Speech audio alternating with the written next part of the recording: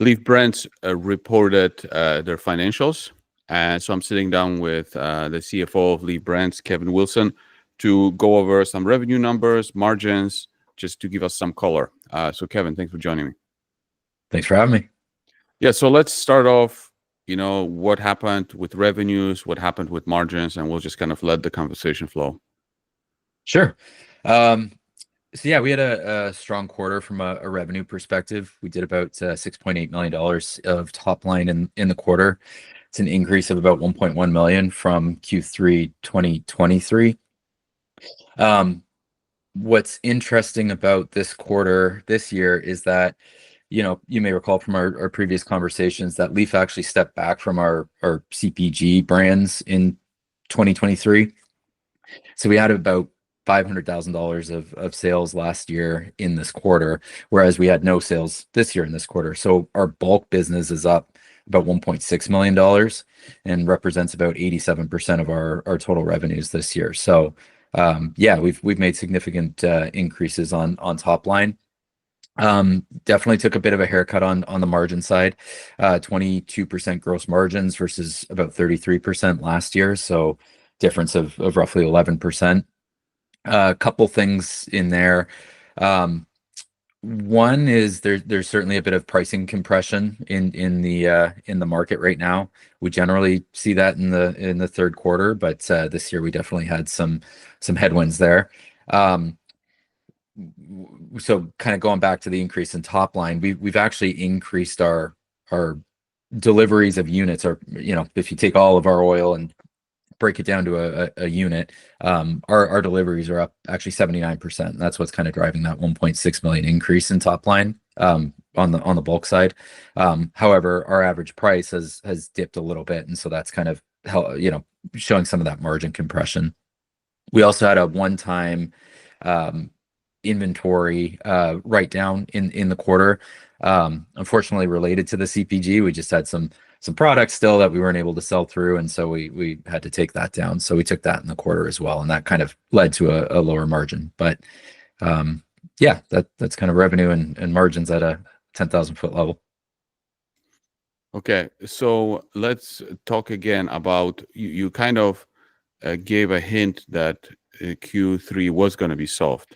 Is it because of that hit, the write down? Yeah, we knew that we were going to have to take this in the quarter, and so it just kind of coincided with some pricing compression as well to kind of double hit the margin. But yeah, we knew this was coming for about a month now. So explain again the write down, what it was for. Mainly related to CPG products that we weren't able to sell through. So again, we stepped out of our CPG branded business last year for many reasons. It left a bit of inventory left on the shelf. We tried to rework some of it, and we did rework a lot of it actually. Rework it into white label for other clients, rework it back into bulk concentrate form, and there was some that just wasn't able to do that. So LEEF really is 2025 story. So let's remind our people why is that. Yeah, you're bang on. So we're excited for 2025 and super optimistic. We've put out some information lately just to kind of show what 2025 is going to be for us. About a month ago, we announced the completion of phase 1 construction at the Salisbury Canyon Ranch. So that's our 2,000-acre ranch. Has a 187-acre cannabis cultivation permit, making it one of the largest, if not the largest, outdoor cannabis permit in California. So that's coming online. We're going to have our first planting in the spring of approximately 65 acres. For reference and just round math, there's so many reasons, like we've discussed, on why this is important to the company. But if we're buying input material right now, again, just round math, for $20 an input pound, we're able to grow and cultivate it ourselves for $10. And so, we expect to see significant margin increases because of that. We're also working on, as we were talking about in the last conversation, some new extraction technology that's coming online in this quarter. It's going to help increase our yields and really kind of maximize what we're getting out of each input pound. So yeah, we're really excited for 2025. I think both of those things are going to kind of come together, and we're going to start to see that in not only top line from an output perspective, but increased margins.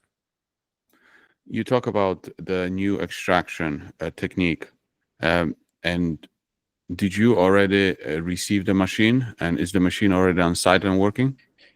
Yeah, so we are about roughly 70% in terms of putting it all together, putting the pieces together, getting it commissioned right now, and so we expect to have that thing up and running in by the end of November. So we should start processing material here in the coming weeks. So we're excited about it. We've also, as we've talked about, that's kind of pre-extraction. I know that you did that great video of going through the facility with Micah, and I'm sure you saw the area in which that piece is going to be. And so, that's outside the building, right? And so as we get into the building, we've actually increased some of our capacities there as well to kind of take on that extra material. And so we've actually increased our ethanol line production by about 67% through some machinery upgrades that we've done in the quarter. So that's going to allow us to just under double our ethanol production output going forward. So yeah, we've been working at both the pre-extraction and the extraction itself, and investing in new equipment and technology. You announced a week ago or so you're doing a private placement. So you didn't close it yet, but after you close it and you get your money, what's the money going to be used for? Yeah, so we've had a lot of excitement and demand on the private placement so far. I think that we're looking to be oversubscribed right now, which is great. In a cannabis market that's gotten hit hard in the last couple of weeks with Florida's Amendment 3 failing to pass. We're excited that there's still such demand for LEEF. Couple things that we're looking to utilize those funds for.